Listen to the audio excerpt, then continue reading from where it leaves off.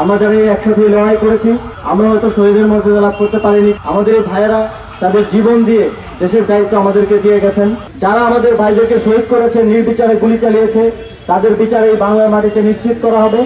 আমাদের ইমন ভাই এবং রিয়াজ ভাইকে আমি দেখে গিয়েছিলাম 3 দিন আগে। তিনি মাথায় একটি গুলি নিয়ে কোমায় থাকা অবস্থায় 10 দিন হাসপাতালের বেডে কাটিয়েছেন এবং অবশেষে শহীদের মর্যাদা লাভ করেছেন।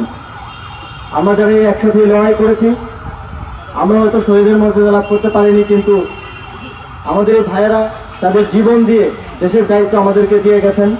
সেই দায়িত্ব পালন করতে আমরা বদ্ধপরিকর।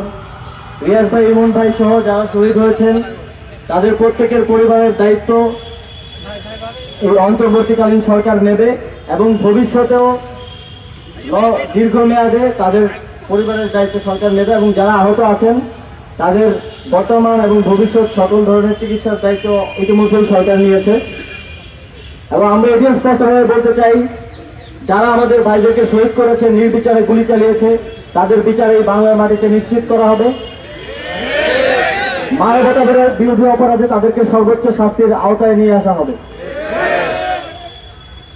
আমরা আজকের এই দিনে আমাদের শহীদ ইমন ভাই এবং রিয়াজ ভাইয়ের আত্মার মাগফিরাত কামনা করছি। এই পৃথিবীতে তারা যে সাহস দেখিয়েছেন এবং মানুষের জন্য জীবন দিয়েছেন, পরকালেও যেন তারা শান্তিতে থাকতে পারেন, সেই কামনা করছি।